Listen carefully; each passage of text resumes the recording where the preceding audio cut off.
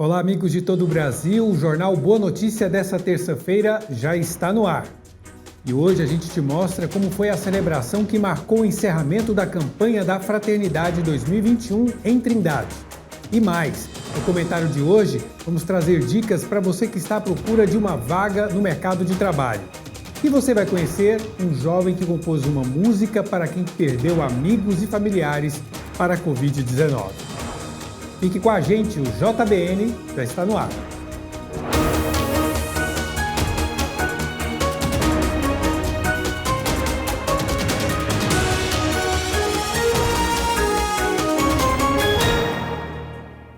Nessa segunda-feira, no Santuário Basílica de Trindade, uma celebração marcou o encerramento da campanha da Fraternidade 2021. Esse ano, a CNBB, a Conferência Nacional dos Bispos do Brasil, conduziu as paróquias de todo o país a uma reflexão sobre a fraternidade e o diálogo. Vamos ver como foi a celebração com o repórter Tarek Cardoso.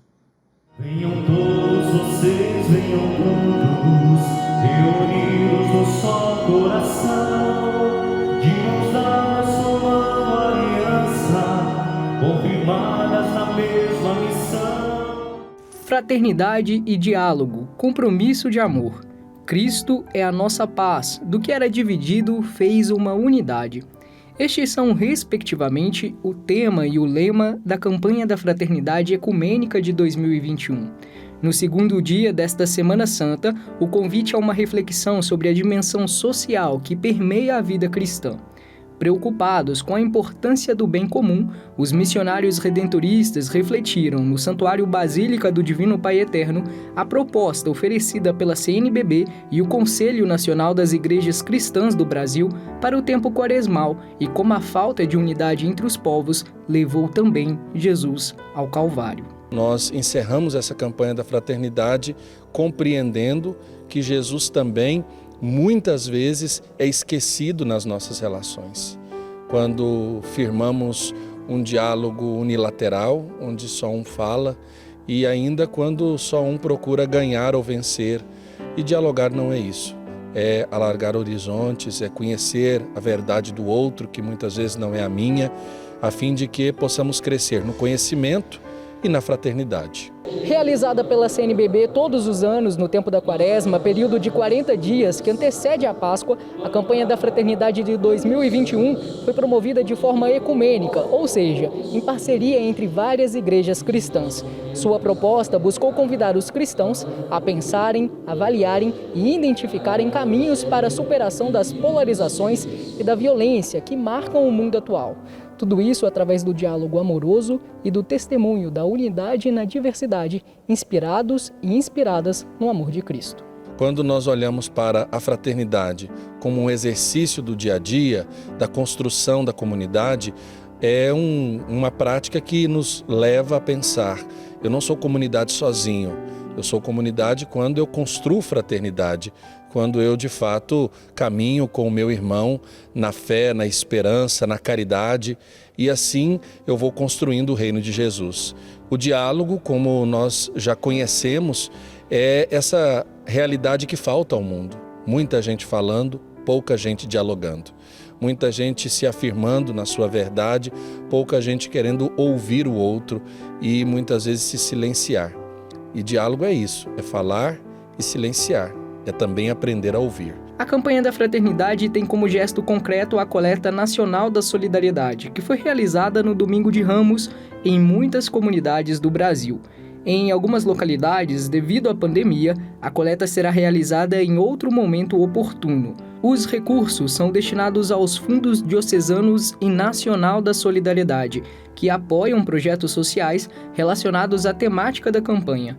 Para bem celebrarmos a Páscoa, todas as dimensões de nossa vida devem ter passado por um processo de conversão. A Semana Santa é ápice de reflexão vivida na Quaresma e motiva todo cristão a continuar o exercício do diálogo e da fraternidade. Esse é o aspecto que a gente precisa entender. Conversão é mudança também de Senhor. É olharmos para quem nós servimos, entendermos o rosto do Deus de Jesus e conformarmos a nossa vida à vida do Mestre. Muito bem. Uma nova lei federal garante aos profissionais de saúde que atuaram na linha de frente do combate à Covid-19 o direito a receber indenização em caso de morte ou invalidez. Quem traz os detalhes é o repórter Tarek Cardoso. Olá, Tarek. Olá, irmão Diego. Uma lei federal que foi publicada no Diário Oficial da União garante aos profissionais de saúde, técnicos e auxiliares de clínicas e hospitais que atuaram na linha de frente do combate à Covid-19 o direito a receber indenização em caso de morte ou invalidez. No caso de morte, o benefício destinado à família é de R$50 mil e no de invalidez, uma pensão que pode ser aí vitalícia. Diante do falecimento, além do companheiro, tem direito à indenização filhos menores de 21 anos ou de 24 anos que estejam cursando faculdade. No caso de filhos com deficiência física, não há limitação de idade. O benefício será pago pelo Tesouro Nacional e, ao que tudo indica, o INSS ficará responsável pela concessão e perícias. A Lei 14.128 de 2021 também muda as regras para a justificativa de ausência de todos os trabalhadores em caso de adoecimento por Covid-19.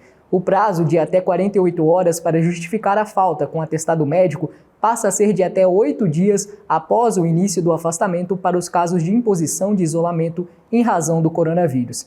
Irmão Diego, volto com você aí para o estúdio. Obrigado, Tarek. Então, um benefício aí para os profissionais de saúde que trabalham tanto aí na linha de frente nesse tempo da pandemia, que nós vamos conferir agora, atualizando os dados da pandemia de Covid-19 até essa segunda-feira, 29 de março, dados do Ministério da Saúde. Vamos ver que a pandemia, infelizmente, está longe de acabar, infelizmente. Olha só o número de casos novos registrados nas últimas 24 horas, segundo o Ministério da Saúde, 38.927. No acumulado, desde o início da pandemia, 12.573.615 casos. Número de novas mortes, 1.660. Menor que nos outros dias, mas ainda assim, claro, muito alto, porque cada vida vale muito. Cada vida é muito importante. O total de mortes desde o início da pandemia, 313.866, mas agradecemos a Deus o número de pessoas recuperadas, 10.969.247, e torcendo, claro, para que a vacinação avance e a gente possa superar essa pandemia em breve. Agora está na hora dos destaques internacionais com mais notícias sobre a Covid-19. Confira. O esperado relatório sobre as origens da Covid-19, elaborado por especialistas da Organização Mundial da Saúde e chineses, admite a hipótese de uma transmissão do vírus por meio de um animal intermediário. O documento foi divulgado nesta segunda-feira e descarta a tese de que a pandemia se originou em um laboratório. O texto não traz surpresas e nem resolve o mistério da origem do vírus. A necessidade de estudos adicionais além da China é destacada pelos especialistas.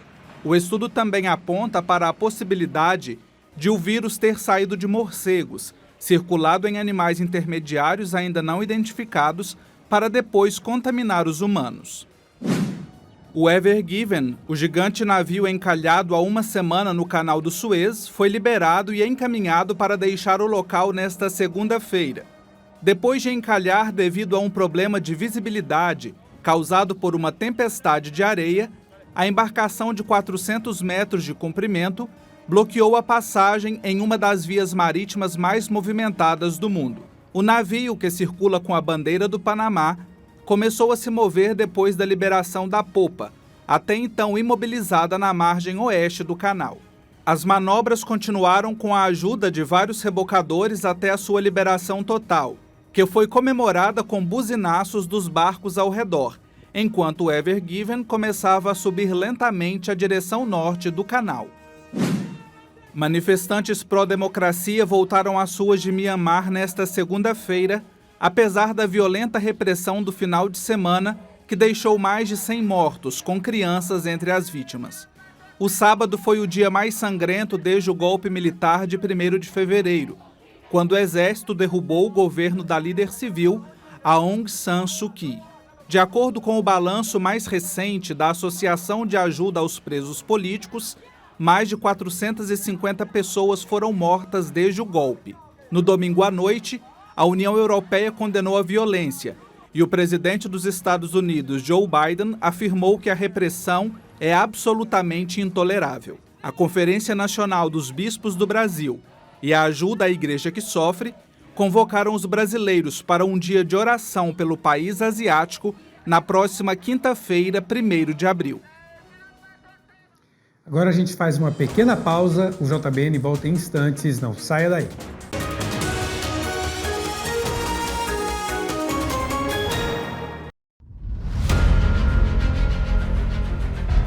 O novo santuário é um lugar de acolhida. Feliz é aquele que escolheste e acolheste. Ele morará em teus átrios. Ficaremos repletos dos bens de tua casa, da santidade do teu templo. Esta casa é para acolher você, devoto doador. Esta casa é para acolher você que é parte desta obra. Esta é a nossa casa. Nova AFIP, TV Pai Eterno.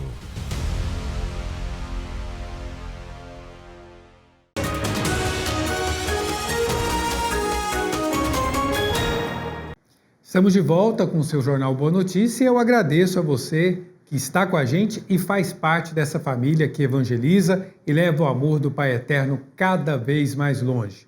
Ainda não se cadastrou na AFIP? Venha conosco nesse caminho de fé e oração. O telefone é esse que aparece aí no seu vídeo. Se preferir, também pode acessar o nosso portal paieterno.com. E vamos em frente. A busca por uma vaga no mercado de trabalho tem crescido ainda mais nesse tempo de pandemia. Mas você aí que está em busca de um trabalho, está preparado para uma entrevista de emprego? Se ainda tem alguma dúvida, o comentário de hoje pode te ajudar. Acompanhe.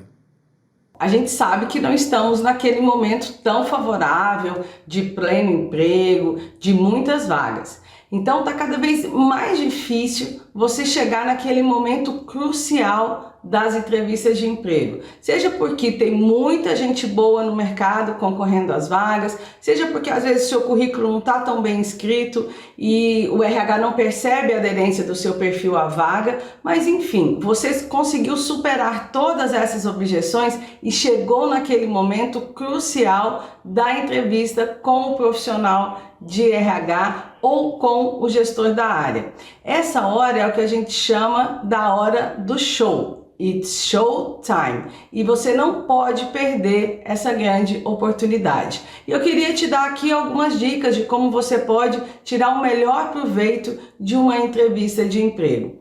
Primeiro, é importante algumas coisas que você pode fazer antes da entrevista. A gente acha que é só chegar na entrevista? Não é não. Antes da entrevista você precisa fazer uma preparação.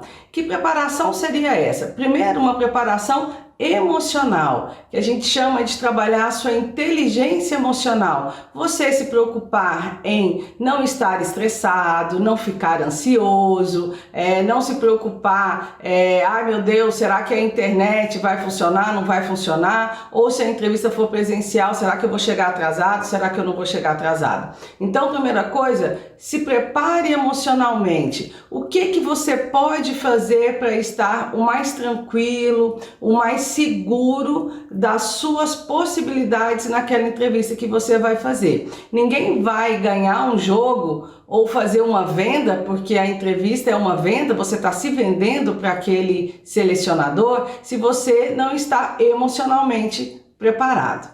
Depois, algo muito importante de você fazer antes da entrevista é um bom planejamento. Saber qual é a empresa, saber mais detalhes sobre a vaga, se possível até saber um pouco sobre quem vai te entrevistar.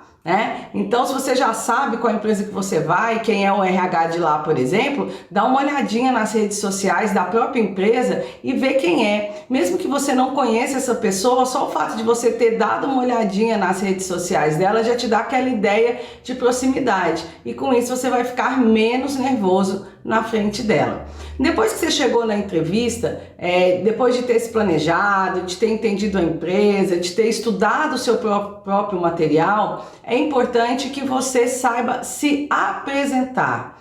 como que eu sugiro que você se apresente na entrevista? Mais do que ficar preocupado com o que a gente chama de histórico profissional, que é aquilo que está no seu currículo, trabalhei em tal lugar por tanto tempo, fazendo em determinado cargo, você vai falar da sua vivência profissional conectada à vaga que você está pleiteando. Se é uma área administrativa, você viu lá a descrição da vaga, sabendo o que ele pediu, dizendo o que precisa ser feito, então você vai se apresentar, deixando clara quais são as suas experiências naqueles pontos que são definidos pela vaga. Outra questão importante é o que a gente chama de fechamento da entrevista. Muitas vezes as pessoas acham que é só, fui lá, falei e vou embora. É importante você, nesse fechamento, deixar claro para o RH que você realmente está interessado naquela vaga. Se for verdade, obviamente. Se você foi lá, não gostou da vaga e não vai participar, não vai inventar porque você fecha as suas portas com o RH. Mas se você realmente gostou da vaga, fale para ele, olha, estou saindo daqui muito mais interessado nessa oportunidade, coloco aqui que tenho disponibilidade para início, tenho disponibilidade para viagem, enfim, mostra que você realmente está afim daquela oportunidade. E aí é só cruzar os dedos e torcer para que você vá para a próxima etapa. Dicas muito importantes. E agora chegou a hora do quadro Opinião. Hoje o Padre Rafael Vieira vai falar para a gente sobre a dor e o sentimento daqueles que têm fé. Vamos ver. Padre Rafael. Olá, irmão Diego. Nesta terça-feira da Semana Santa, eu peço a sua licença e a licença dos amigos que nos acompanham de casa para falar de um assunto que não está na pauta dos fatos desses dias tão difíceis, mas infelizmente perpassam todos eles. Quero falar da dor e do sentido para nós que temos fé dessa realidade. São João Paulo II, como a maioria de nós pode se lembrar, foi um homem que sofreu em público, morreu diante das câmeras, enfrentou um calvário doloroso com uma doença que fazia enrijecer seus músculos e travava seu corpo inteiro.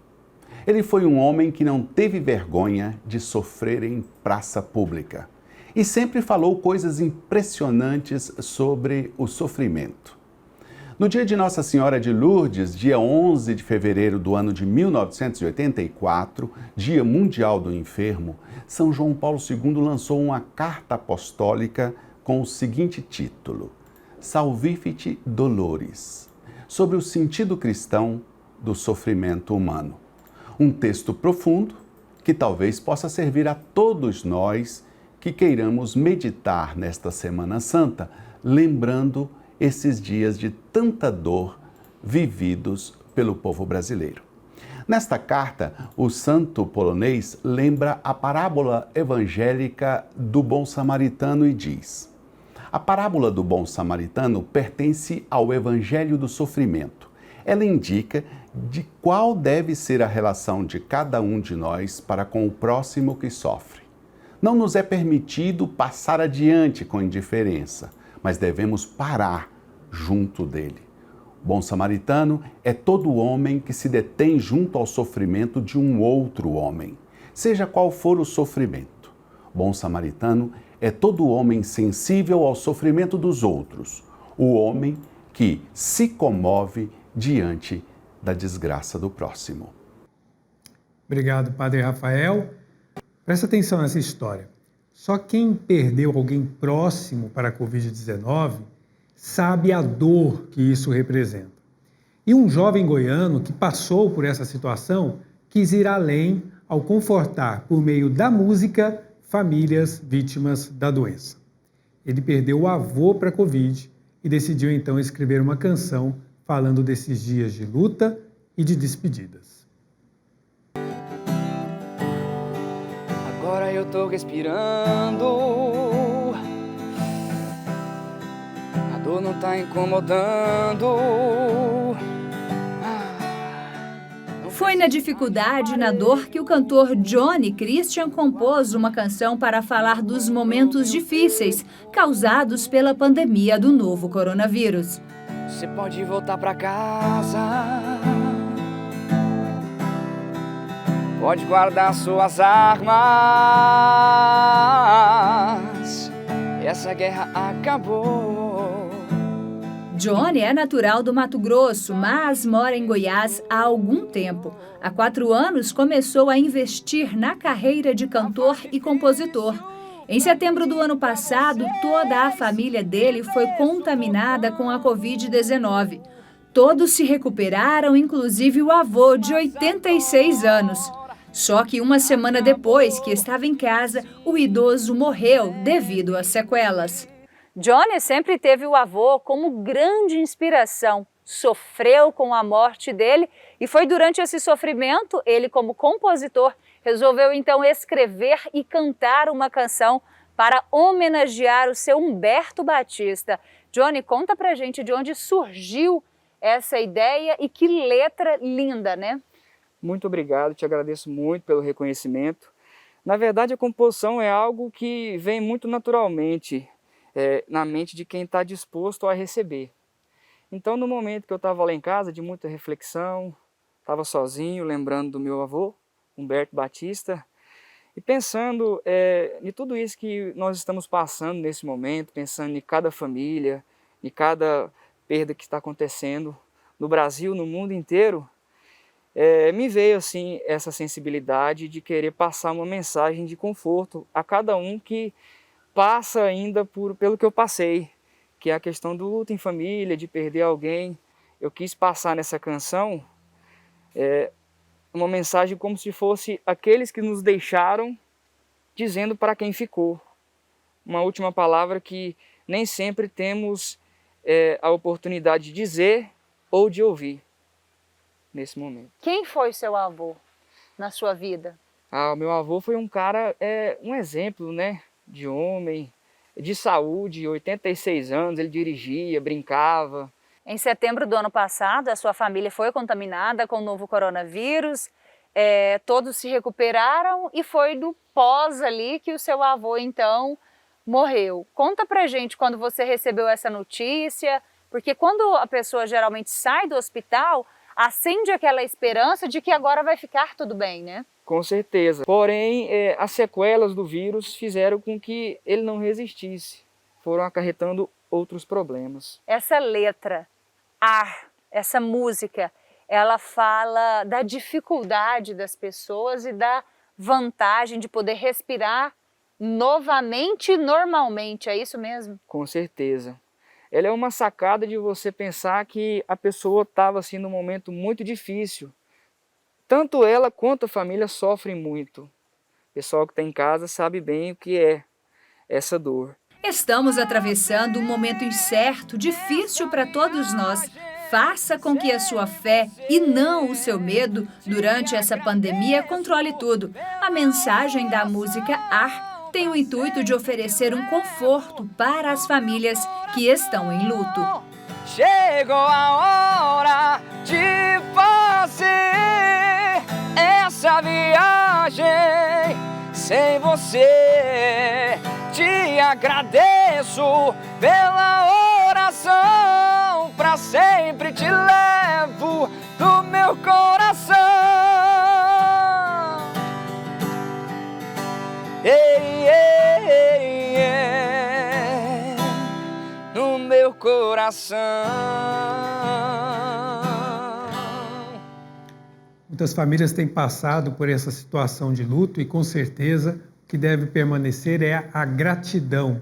E ele, o Johnny, com gratidão, escreveu essa canção para o avô dele e que as pessoas que têm enfrentado essa realidade também possam ter essa gratidão, guardando as boas lembranças pelas vidas que, infelizmente, estamos perdendo nessa pandemia. O JBN fica por aqui e eu te espero amanhã, a partir do 12:30, com muita informação e, se o Pai Eterno quiser, com notícias boas. Até lá, tchau!